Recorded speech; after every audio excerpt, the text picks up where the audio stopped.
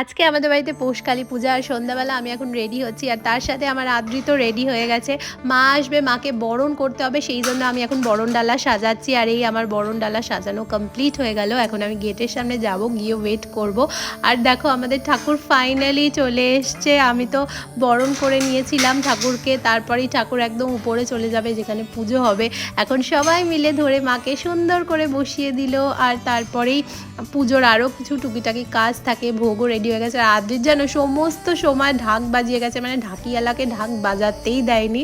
তারপরে আমি একটু সন্ধেও দিয়ে নিয়েছিলাম মায়ের সামনে।